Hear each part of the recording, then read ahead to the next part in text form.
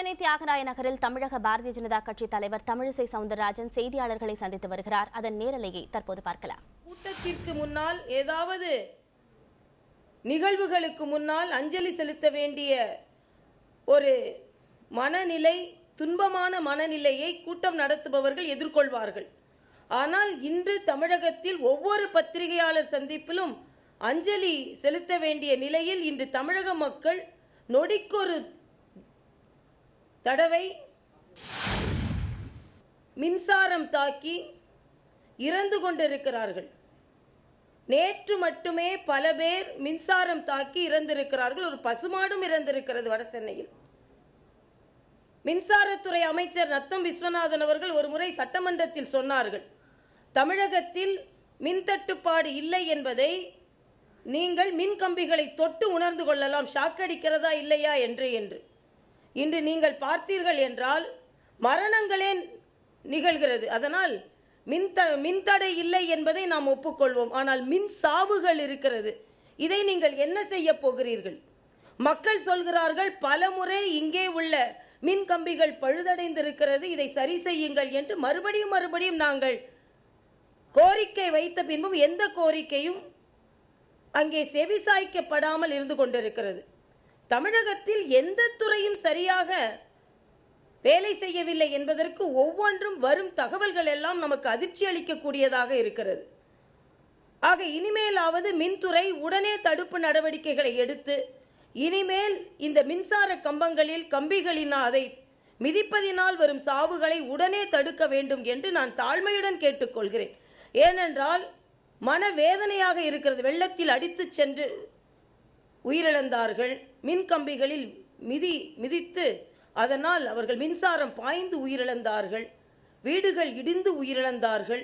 இவையெல்லாம் தடுக்கப்பட்டிருக்க வேண்டியது. இன்னொரு அதிர்ச்சிகரமான தகவல் என்ன என்றால், வெள்ள பாதிப்பு வர வர மக்கள் தவறு செய்திருக்கிறார்களா என்பது ஒருபுறம் இருக்க, அரசாங்கம் கட்டிடம் எழுப்புவதில், அரசாங்க நிறுவனங்களை, அரசாங்க கட்டிடங்கள் எழுப்புவதில் எல்லா இடங்களிலும் விதிமீறல்கள் நடைபெற்றிருக்கிறது என்பது பட்டவர்த்தனமாக தெரிகிறது. இங்கே தலைமைச் செயலகத்திற்கு எதிரிலே ஒரு குளம் ஏற்பட்டு அங்கே பறவைகள் எல்லாம் சரணாலயம் அளவிற்கு அங்கே குளம் ஏற்பட்டிருக்கிறது என்ற செய்தி, தூத்துக்குடி கலெக்டர் அலுவலகத்திற்குள்ளாகவே படகு விடும் அளவிற்கு நீர் தேங்கி இருக்கிறது என்ற செய்தி, அதே போல வேலூர் சிறையில் கைதிகளிடம் இருந்து 30,000 ரூபாய் பறிமுதல் செய்யப்பட்டது. அப்படி என்றால் எந்த அளவிற்கு பண நடமாட்டமும் தகவல் பரிமாற்றமும் சிறை கைதிகளோடு வெளியுள்ள உழவர்களுக்கு இருக்கிறது என்பதும், கூடங்குளத்தில் நாட்டு வெடிகுண்டு 150ற்கு மேல் நாட்டு வெடிகுண்டு மறைக்கப்பட்டது கண்டுபிடிக்கப்பட்டிருக்கிறது என்றும், ஆக தமிழகத்தில் என்ன நடந்து கொண்டிருக்கிறது என்றே நமக்கு தெரியவில்லை. தமிழக நிர்வாகம் முற்றிலுமாக செயலிழந்திருப்பதைத்தான் இது காண்பிக்கிறது. அதனால் தமிழக அரசு உடனே போர்க்கால நடவடிக்கையாக எங்கெங்கெல்லாம் மறுசீரமைப்புகள் தேவையோ அங்கே அதிநவீன விஞ்ஞான முறையில் மறுசீரமைப்பு நடவடிக்கைகளை மேற்கொள்ள வேண்டும் என்றும் நான் பாரதிய ஜனதா கட்சியின் சார்பில் கேட்டுக்கொள்கிறேன். நேற்று நான் மும்பை சென்றுவிட்டு விமானம் வரும்பொழுதுதான் விமானத்திலிருந்து பார்க்கும் பொழுது தமிழகம் எந்த அளவிற்கு பாதிக்கப்பட்டிருக்கிறது, சென்னையா இல்லை என்றால் அது பல குளங்களின் சேர்க்கையா என்று பார்க்கும் அளவிற்கு மிக மிக மோசமான நிலையில் இன்று தமிழகம் இருந்து கொண்டிருக்கிறது. ஒரு தண்ணியில் தமிழகம் தத்தளித்துக் கொண்டிருக்கிறது என்றால் இன்னொரு தண்ணியிலும் தமிழகம் தத்தளித்துக் கொண்டிருக்கிறது. அதாவது டாஸ்மாக் மதுவிலக்கு தேவை என்று நாமெல்லாம் குரல் எழுப்பி கொண்டிருக்கிறோம். இன்று இலக்கு வைத்து டாஸ்மாக் விற்பனை செய்யப்படுகிறது. நாளை உலக எய்ட்ஸ் தினம்.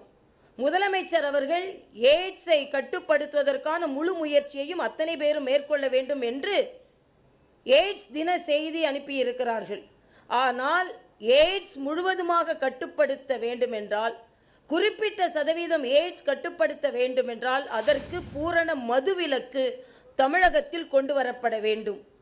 பல பாலியல் பிரச்சனைகளுக்கும் பல பாலியல் குற்றங்களுக்கும் இந்த மது ஒரு காரணமாக இருந்து கொண்டிருக்கிறது. ஆக மதுவை ஒழிக்காமல் எய்ட்ஸை கட்டுப்படுத்துவோம், எய்ட்ஸை முறைப்படுத்துவோம், இல்லை என்றால் எய்ட்ஸை முழுவதுமாக நாங்கள் ஒழிப்போம் என்று சொல்வது எந்த விதத்திலும் ஒரு முழுமையான நடவடிக்கையாக இருக்காது என்பதை நான் தமிழக முதல்வருக்கு தெரிவித்துக் கொள்கிறேன்.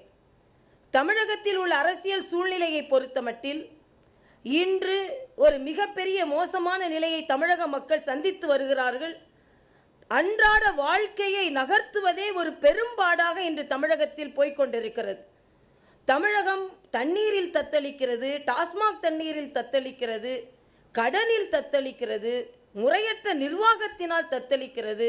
மக்கள் பரிதவித்து போயிருக்கிறார்கள். அதனால்தான் தமிழகத்தில் பாரதிய ஜனதா கட்சி 2016 தேர்தலில் ஒரு மிகப்பெரிய மாற்றத்தை கொண்டு வர வேண்டும் என்ற நோக்கத்தில் நாங்கள் 2016 தேர்தல் எந்த நேரத்தில் வந்தாலும் அதை சந்திப்பதற்கு நாங்கள் தயாராகி கொண்டிருக்கிறோம்.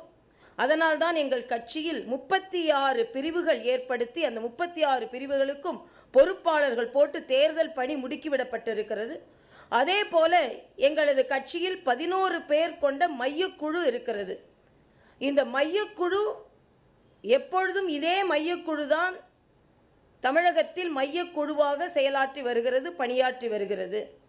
அதற்கு மேல் தேர்தல் பணிக்குழு அறிவிக்கப்பட்டிருக்கிறது.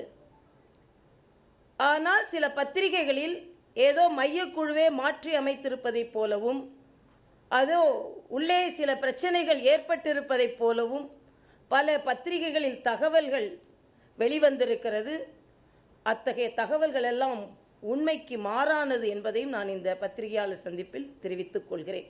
முறைப்படி நாங்கள் தேர்தல் வேலையை சந்திப்பதற்காக பல குழுக்களை அமைத்திருக்கிறோம். அதனால் அந்த குழுக்கள் சிறப்பாக 2016 தேர்தலை எதிர்கொள்வதில் அவர்கள் பணியாற்றுவார்கள் என்பதையும் நான் இங்கே தெரிவித்துக் கொள்கிறேன். இங்கே தமிழகத்தில் அரசியல் இன்னும் நாகரிகமான அரசியலாக மாற வேண்டும் என்ற கோரிக்கையை நான் வைக்கிறேன். குறிப்பாக காங்கிரஸ் தலைவர் இளங்கோவனிடம் அந்த கோரிக்கையை வைக்கிறேன்.